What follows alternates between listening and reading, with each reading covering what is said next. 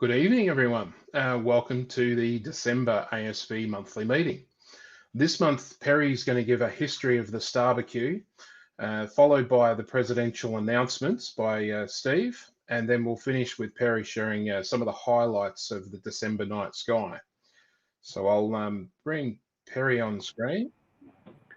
Hello, Noel. Good evening, everyone. All right, Perry, do you have a presentation ready to go? I do. Do we want to bring Steve in at this point or later? No. I'll bring on your presentation, Perry. Okay. Yeah. Let's see.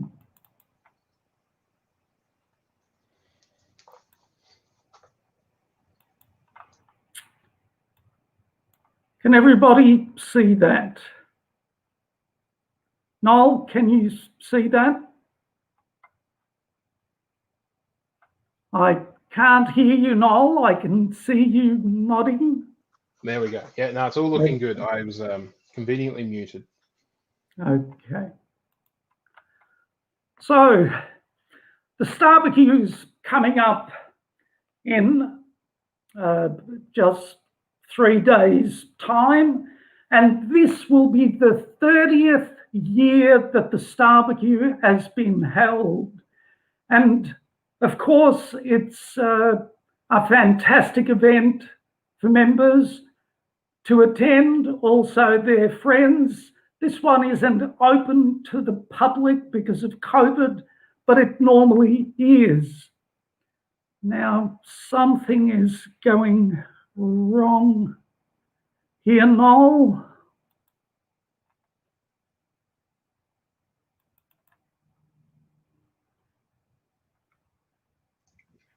Do you have left and right controls for that slideshow? Yeah, I'm trying to move it along. Not happening. It was a little while ago. I'll stop sharing and give it another try. So,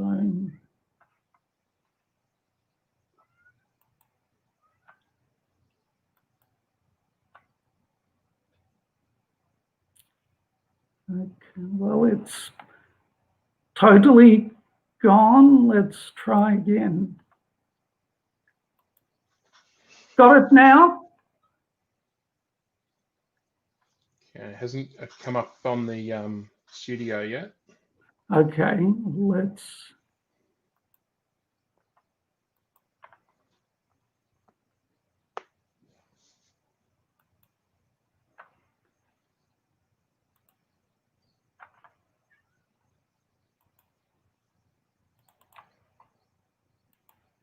How's that?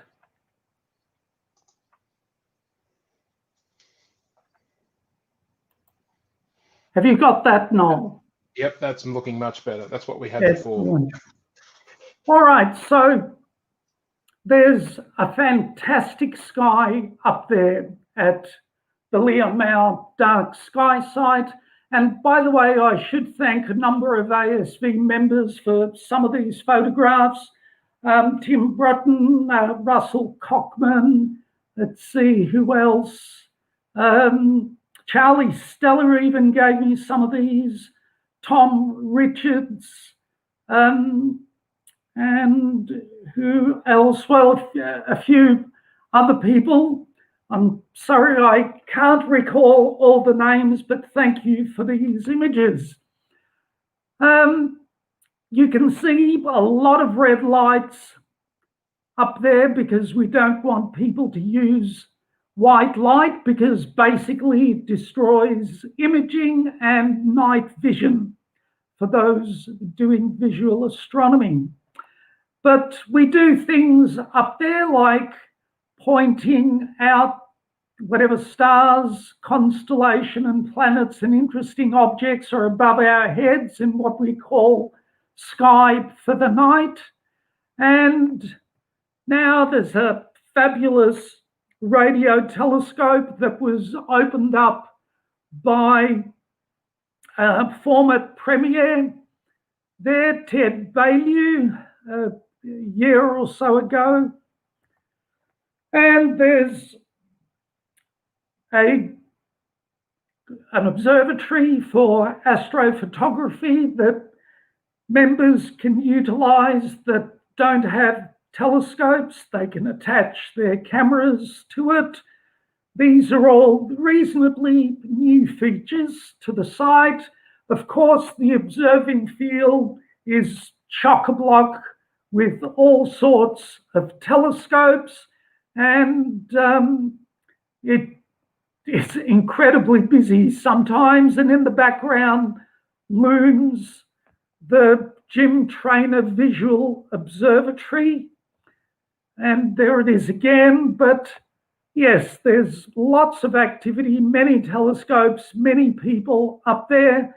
And in that observatory, which rolls off, by the way, to the right, there's this fantastic telescope, which is the largest one in Victoria, professional or amateur. This is the 40-inch Hubble Optics telescope that we've got in that observatory, and that was inaugurated along with the observatory and the other telescopes in there by Alan Finkel, Australia's chief scientist, again back a couple of years.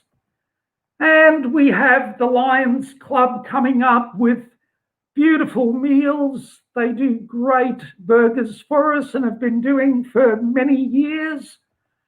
And we also have some of the local vignerons coming in with wine tastings at Starbecue time.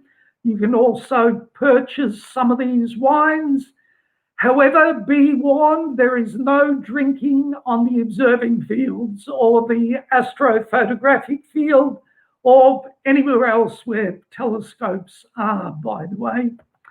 And we also have talks there, or we run the quiz with wonderful prizes, and everyone sits around and has a pretty good time around the old, what used to be the old bunkhouse, but is now just a kitchen, because we've got a fabulous new accommodation area with almost motel style units, 4 people to a room. And that is luxury compared to what it used to be when we first began. And oh, don't tell me, how does this happen? How can this be upside down? Is there any way to turn this the right way around at all, Noel? Because what I wanted to point out is this gentleman right here, which we are very grateful to. Damn, how do we turn this? If you exit the slideshow, you should be able to, it'll go back to a basic view, and then you've got some controls there at the top to rotate. Not that one. That one? Go left. That one there. Yep. Go that on a couple of times. Okay. Yeah. How's that? Beautiful. Good. So this is a wonderful gentleman, Leon Mao, and the guy with him is Charlie Stella. Unfortunately, Leon couldn't be at the first Starbecue. He was overseas, but he was so glad. And he made it possible for us to purchase this particular property, which Steve, our current president, went out and hunted out for a suitable site. So thank you to Steve for that. And recently, last year, in fact, we were able to honour Leon, apart from naming the site in his honour, we managed to get an asteroid named after him. Asteroid 78221, Leon Mao, which was discovered back in 2002, and which is the same year that Leon unfortunately passed away, and which is fitting, and now it's named after him in his honour. So there's a moral to the story there, by the way, ladies and gentlemen. That is, if you do want to give the ASV some money, we will make it worth your while. You will go on in perpetuity, a little bit like Jim Traynor as well. We also have a plaque which is mounted at the southern end of the observing field. There's Steve there fittingly because he had something to do with the site as well. And I'm in the picture because I just love hogging the camera. Nothing to do with finding the site, but really pleased with what Leon and Steve did. A little bit of a backstory. These coordinates here, unfortunately, through some fatal error, we got them wrong. So we had to grind them down and get the right ones applied to the plaque. Nothing ever flows smoothly. And when I first went up to the site, this is what I found. And here is actually not really our site. We used to use the site to the west of us because there was no road going into the site that we actually purchased. And the procedure, this is back in 1991, the procedure was this, that we would call up this dude here who was with his car, and he would tell us what the weather was going to be like because he had the number of the Weather Bureau, and he would call them and find out whether it was going to be clear. And from that, from the news from Eddie, that's Eddie Gainsford, by the way, we would meet up at the township of Heathcote, get a burger in the main street, and then drive up to the site together. This is my telescope here. This is Steve's van, I believe. I could be wrong, but I think it is. Over here, maybe Ian McGilvray taking a photograph. I'm not sure whose car that is now. It's been a long time, almost 30 years. Could be Mark Sansom, but I know this one because this belonged to my ex, Inga, and we used to drive up in that one. And the sky was magnificent. Oh, maybe it's Greg Andrews. This looks a little bit like Greg Andrews. There's Inga, my scope, Steve's van there, and a little bit further on, probably Ian's. There weren't a lot of people that used to go up, and in fact, there were no facilities. Nevertheless, the skies were still. How is this happening? I don't understand. No, that is terrible. Anyway, the skies were pretty good. I checked all these slides before we started the show and they were all the right way up, but it's Murphy's Law. Anyhow, one afternoon during 1991, a deep sky weekend on a Saturday afternoon, I rang up Eddie, and it was not going to be clear that evening. In fact, it started raining as we were speaking, and it was cancelled for that night. So I had a bit of time to think about this whole thing, and I enjoyed going up there so much and thought, we should be able to get the rest of the society up here, start using our own block, and also get everybody to share the wonderful sky that was up there. And the idea of a star party came to my mind.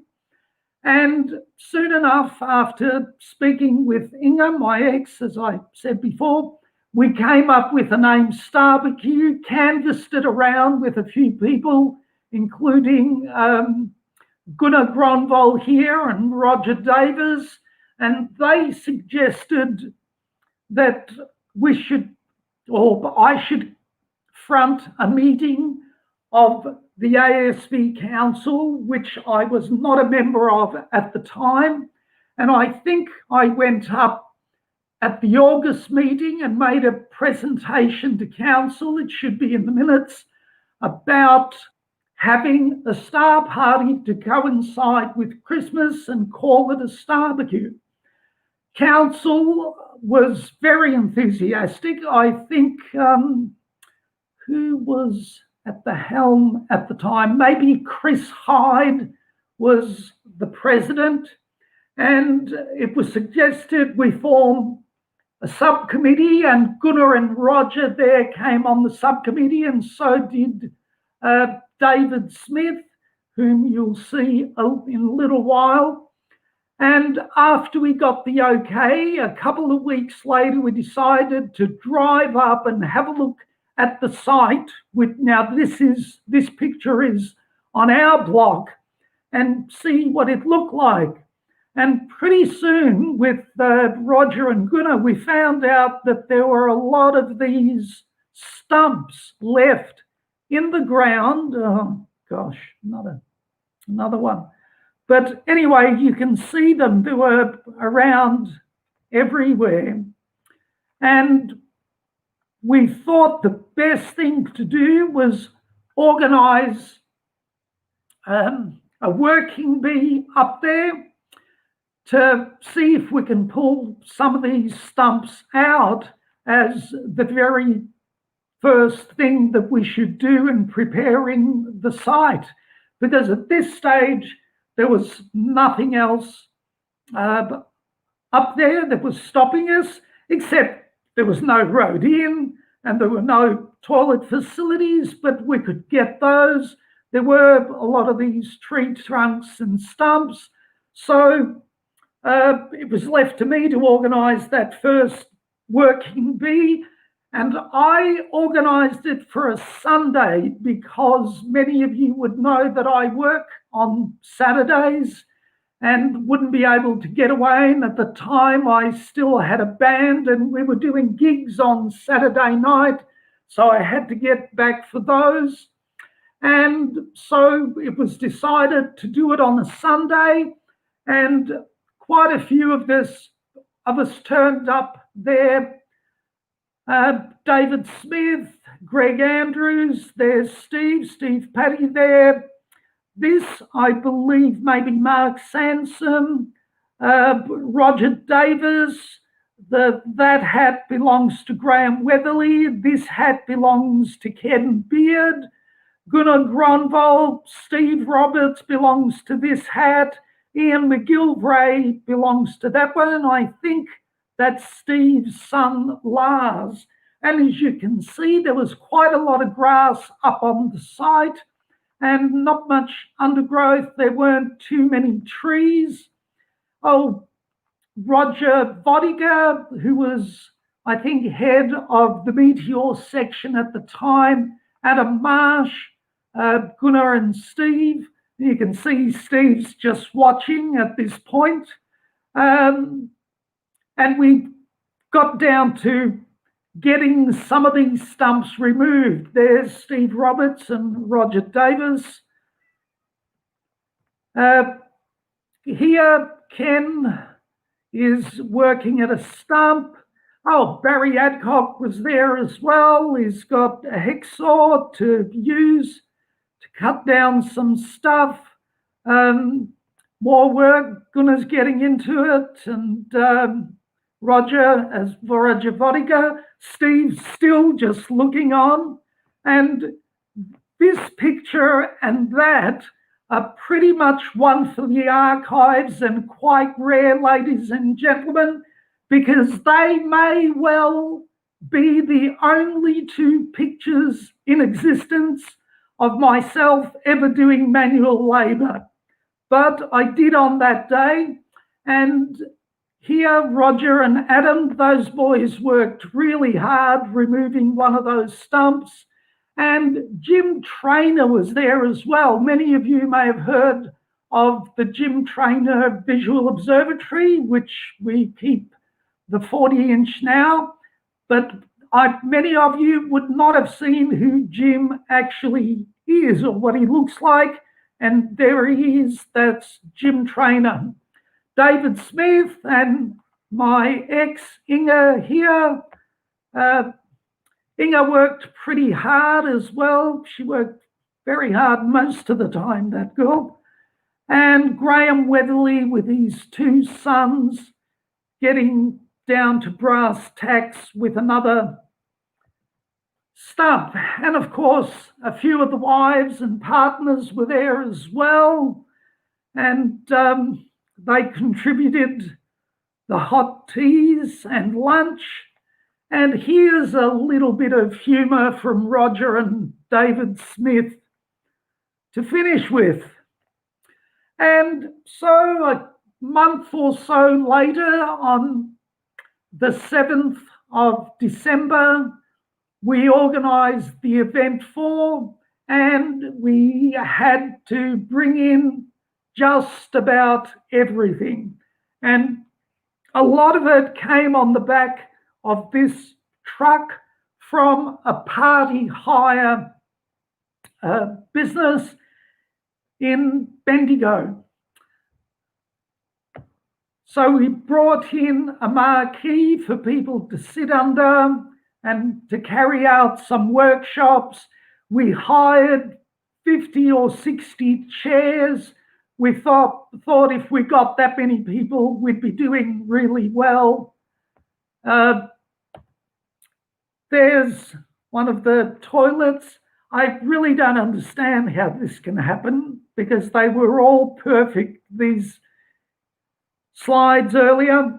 And of course, once they were delivered, they also had to be taken away the next day.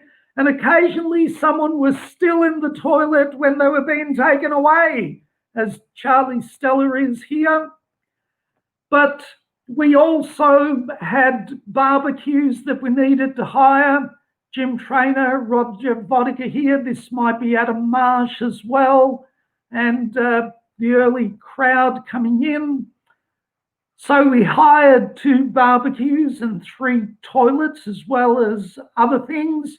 Not sure who this gentleman is, but this is Barry Adcock again, and Bruce Tregaskis, who is an ex-president, unfortunately no longer with us.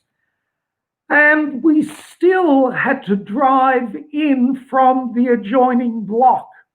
So this is where the current observing field is, but we drove in from the adjoining block on that particular day.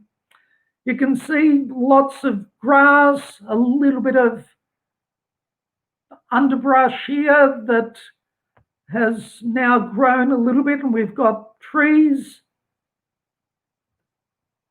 And I'm trying to show as many of these pictures as possible because they don't often get seen and they should be in the historical archives, I suppose. I think this is Gunnar Gronvall again, and he's got his esky. A lot of people brought their own eskies. Many people camped. This was where I was camping, and this is my little car back in 1991, my first open-top 2-seater. And here's some of the telescopes on the observing site. And this is Arlo Niedera, who is an American working here in Australia for a few years with a mining company, I believe, or it could have been an oil company. and he freighted over his 14-inch catadioptric, which he used. There's my not my 8-inch, actually Inga used to use that, and it was one of the first telescopes used up there because I had a solar filter on it and many people look through it. I believe this may be Bratislav Kurčić, and this might be Mark Justice. I'm not sure about these two. David Smith also brought a kite that he was going to fly during the afternoon, as well as his 12-inch telescope, which I think now belongs to Vince and Filomeno. Maybe they should bring it up to honour the 30th anniversary of the Starbecue. Let's see, this is Ollie, I'm not sure. This is Ron, who used to do a lot of solar work. I'm not sure about these people. That's means some lycra shorts, which I don't want to push too much to you. This is Ian and Yvonne. Ian Barry, which is the same name as a current member, Ian Barry, but no relation. Ian used to be our treasurer for a short while, and using Inga's scope with a solar filter on it. I still have that solar filter, and it was the best $150 I ever spent on a glass solar filter. Their dogs there, which, by the way, are no longer allowed up at the site because we are a land for wildlife site. David, with his scope again, he had a broken forearm at this point, so he wasn't very good. Steve, El Presidente, currently trying to fix, I think this may be Glenn Capuano's telescope, to do a collimation on it. There's Eddie Gainsford and his car, some other people there, David again. It was a little bit of a free-for-all at this stage up at the site. We didn't have many rules. I think it was just don't come in with your lights on, and make sure you don't do anything that upsets the observing of everybody else. We've got a few more rules since then, and cars can only be allowed onto the site if they get there early enough, and then can't be driven off the next morning. The president at that time was Chris Hyde, and I think this may be his car and telescope, and Steve here is helping him collimate it. It may have been the largest telescope on site that night, and it was a 17.5-inch Coulter. I think Steve had one as well. I hope I'm not mistaken and that this is Steve's scope, but perhaps not.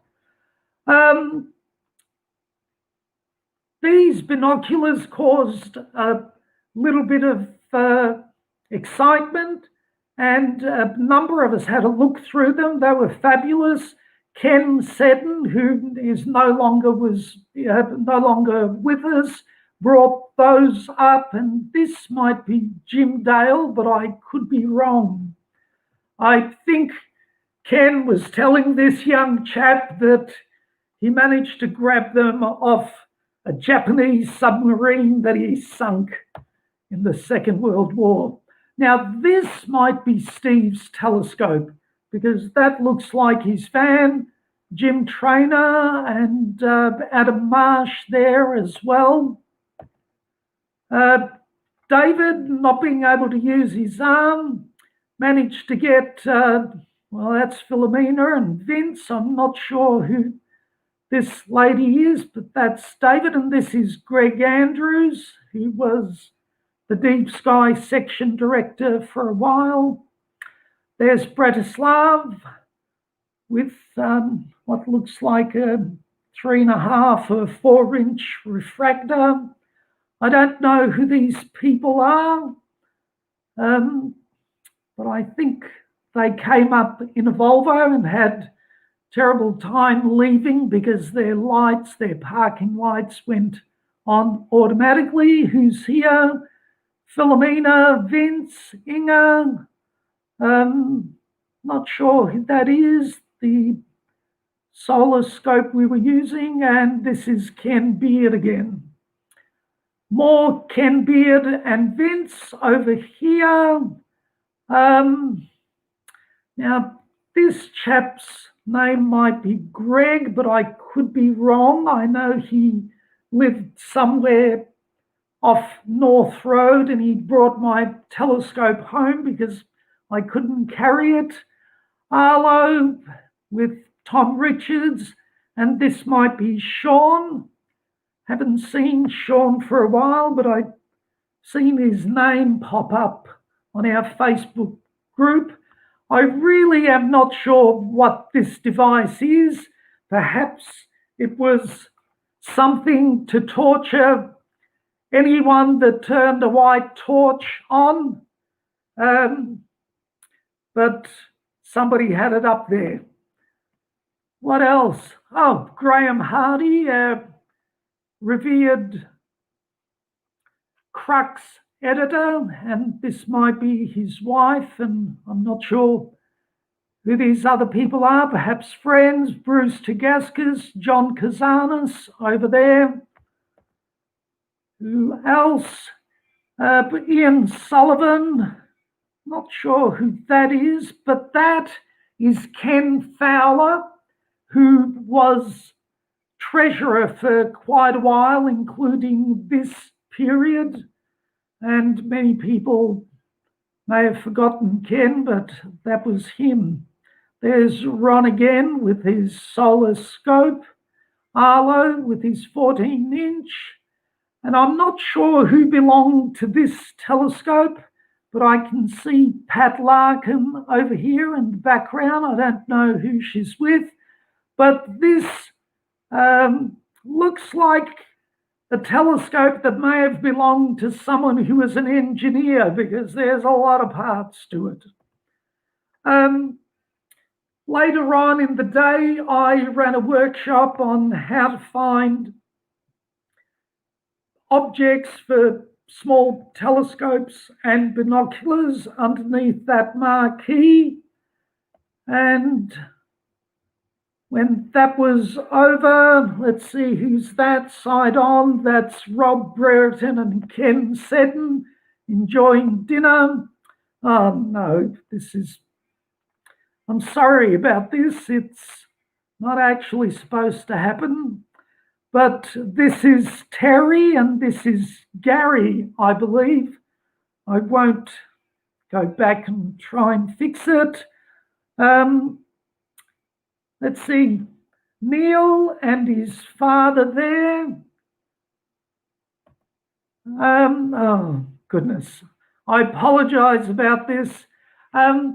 This is a young chap called Archie, and this is my first serious telescope, which he bought from me around about then. And young Archie became an astrophysicist studying at the ANU. Oh no, this is terrible. I'm sorry about this. This is Stefan, and Stefan's got some interesting telescope that he made. I'm sorry you're upside down, Stefan.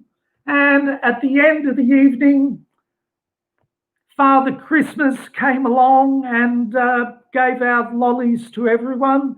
It could have been Ron under that suit, but I'm not sure.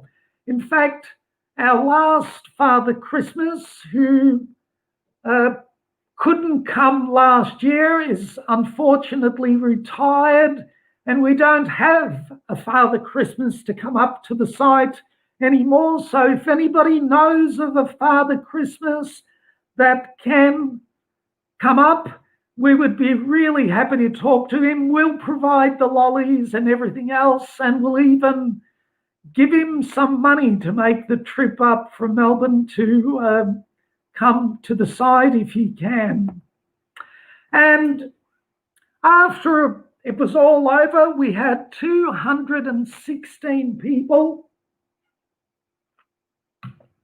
come to the inaugural Starbecue, and in fact, it became the very first star party anywhere in Australia, the very first one, longest running and still the best.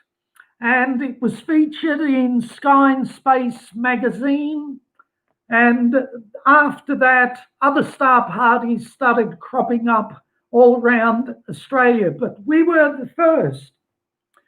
The following year, we managed to get a road built in that is kind of still there, but we use it to exit the site now because we built another road on the eastern side. This goes off to the western side of the property.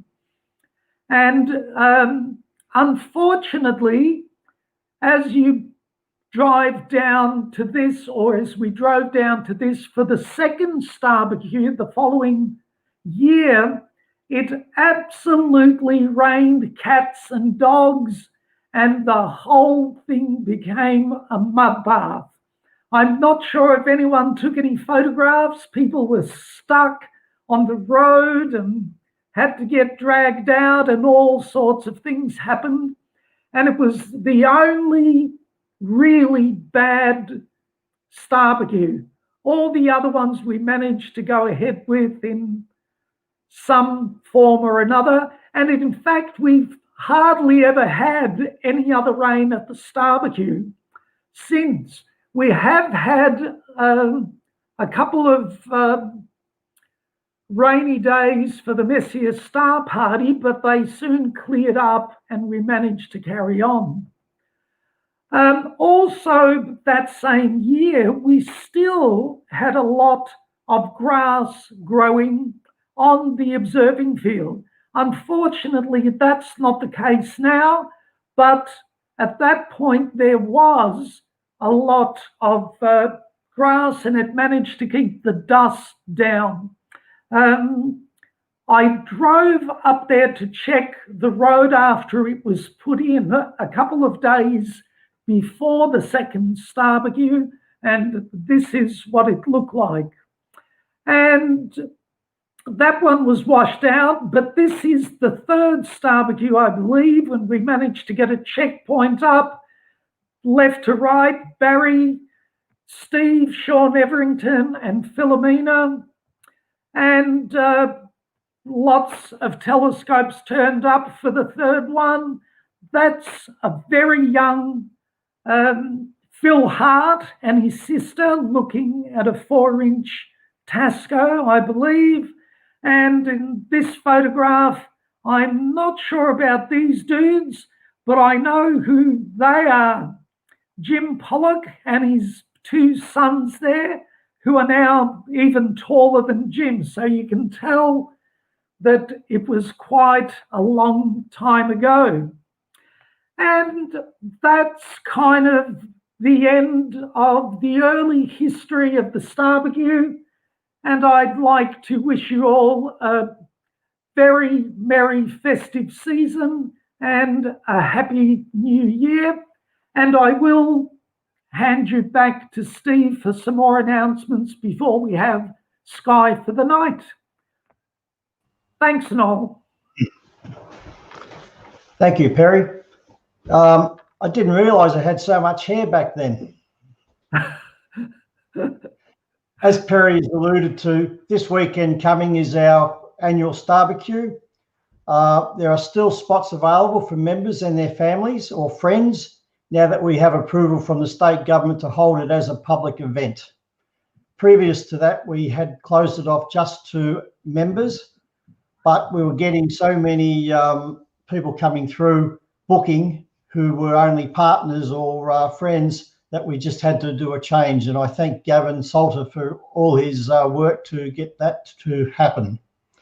What you will need is to have the Services Victoria QR code scanner on your smartphone, so that this will aid in entry to the site and comply with government regulations for a public event. Weather looks great and bookings are via Try Booking.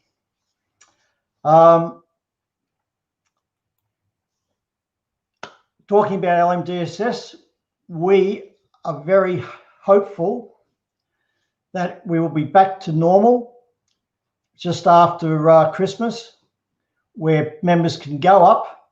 There will be restrictions, but you can go up without any issues whatsoever. And that'll be through the week. There won't be any supervision. You'll have to do your own cleaning and everything, but hopefully we'll be able to open, and that will be announced after our council meeting, where we'll make that decision. The ASV is running 3 nights observing the Jupiter-Saturn conjunction on the 17th, 19th and 21st December at Caulfield Racecourse. We may have cloudy weather, so we've booked the 18th, the 20th and 22nd as well as backup nights if it is cloudy for those prime nights. So if you can help out as marshals, let Steve Thurm or myself know via email, or you can just attend the event and enjoy the show.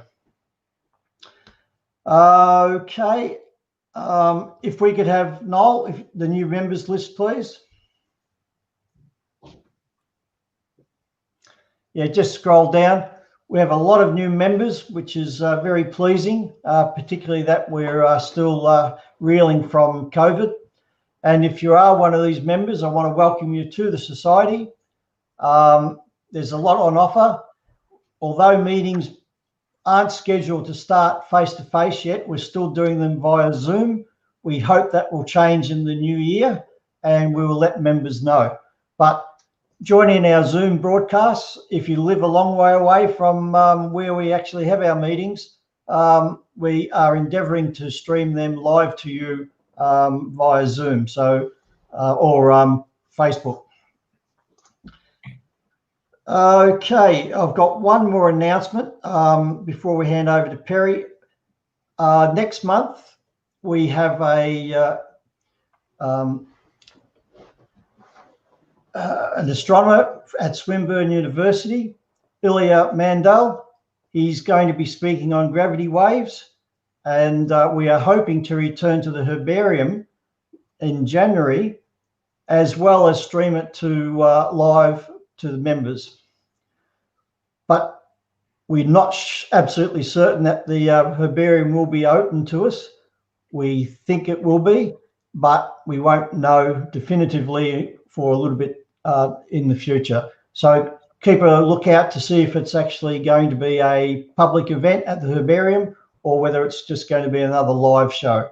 But that should be one that is going to be very interesting and something to look forward to. Well, I'm just about out of things now. Perry, have you right for your final segment? Yep, we'll give it a go, Steve, and see how we do. Thank you. Okay, excellent. Carry on. Thanks, Steve. Now,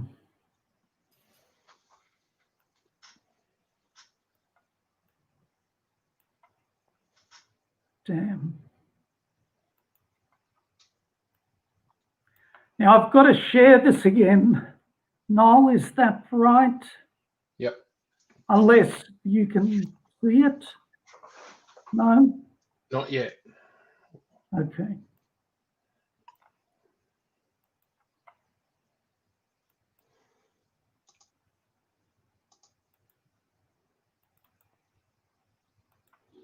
How about now? It's coming through, so I'll bring that up. There we go. Excellent.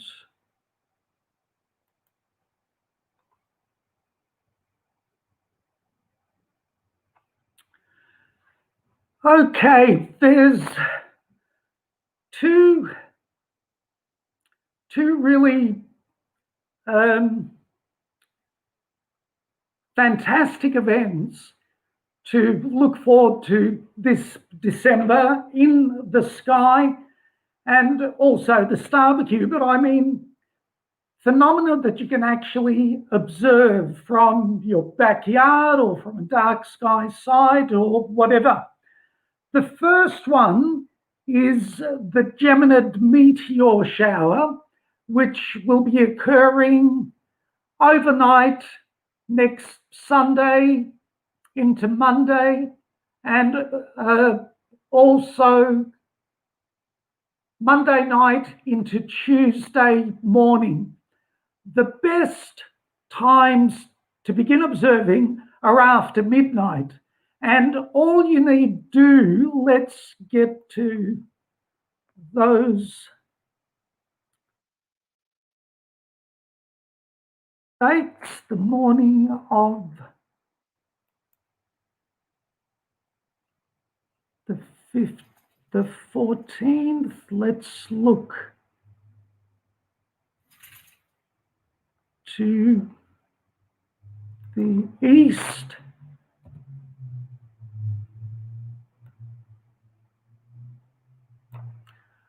And I'm going to roll back the time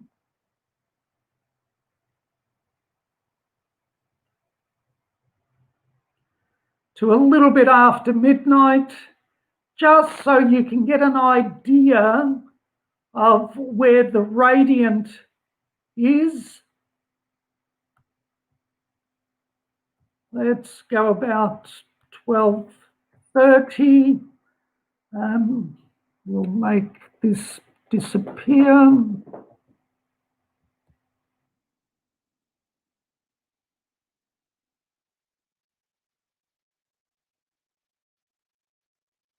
Okay.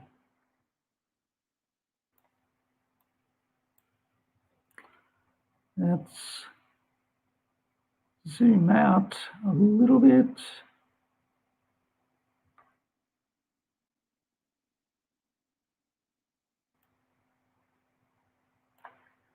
And looking towards the northeast, you will see Orion up high, the saucepan. To its left will be Taurus, the upside down V of the Hyades cluster. Over here are the Pleiades, and these two stars here are Castor and Pollux. And the radiant for this shower is approximately there. So it means that meteors will be seen up this way. You don't have to be looking at this particular spot, but look roughly in this area here, and you will likely see some meteors. If you look for at least an hour, you should see a number of them. The best views will be had from a dark sky site away from city lights. You should be able to see somewhere around 30 to 40 meteors per hour during the peak of the meteor shower. However, if you're stuck in the city and you can't get away to a dark country sky, you may see 10 to 15, if you're really lucky, perhaps 20 meteors from the suburbs of Melbourne. But if you can, do yourself a favour, as Molly used to say, and get out into the country. You can begin observing after midnight because the radiant is already up, although you are likely to see more meteors, more shooting stars closer to dawn or after 3 or 4 a.m. than you are close to midnight.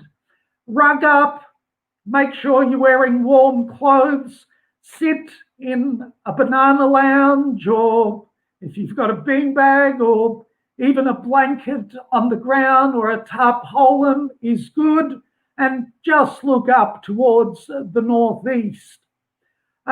Keep a flask of hot tea or coffee nearby, or hot chocolate. I know Steve likes a shot of cognac, but whatever it is that keeps you warm, use it. And that's the Geminid meteor shower. Now, if we come back to see what the date is here, and if we go to the 17th, and actually maybe the 16th will do, but let's go to the western sky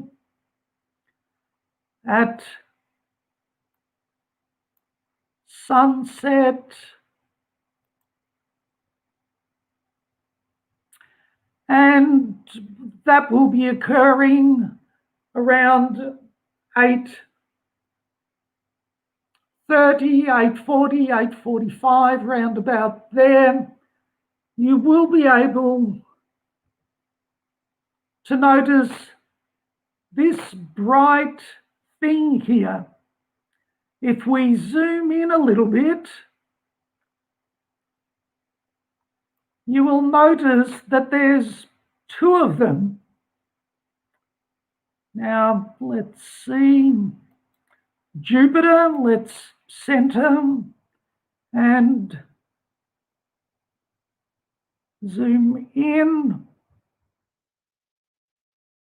So here's Jupiter, and there's Saturn, and as we advance the time and it gets darker, Jupiter and Saturn are getting lower to the horizon, so you're not going to have a lot of time to observe them. But for the next 5 or 6 days, they will be very close together. And on the 17th, the moon joins them up there. So it will make a very beautiful, picturesque photographic opportunity. If we zoom in some more,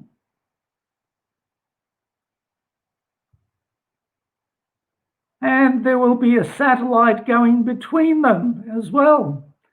Fancy that, probably one of the Starlink satellites. But just to be sure that it is Jupiter, there is Jupiter and its moons. This is Io, might be Europa, Ganymede and Callisto up here. Now, if we zoom out a little bit, you can see Saturn is up there. So that's the 17th. The 18th, they get a little bit closer. The 19th, closer still, with Jupiter's moons all on the one side. And on the 21st, they're the closest that they will get. Now, this is a great conjunction. A great conjunction is when they get so close that they are less than 10 arc minutes apart or thereabouts. In fact, at this particular stage, they are 6 arc minutes apart, which is 1/10 of a degree. And you will be able to see them on the 21st and also on the 22nd, that they are in the same field of a low power magnification eyepiece.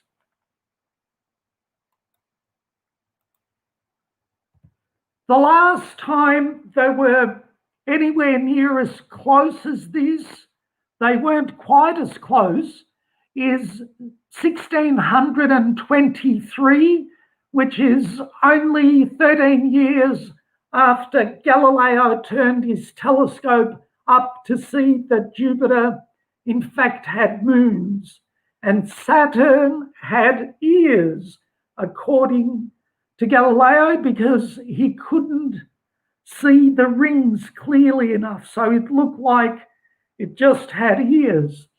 But the last time they were as close as this, a tiny bit closer, was, I believe, sometime in the 1200s. So don't miss this opportunity, whatever you do, and make sure you get out and have a look at this great conjunction. And that is all from me, and I will hand you back to Noel and to Steve. Thank you, Perry.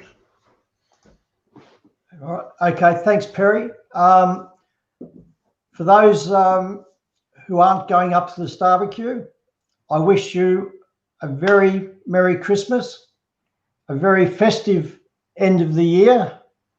Don't do anything bad. Be good, and we'll see you in the new year.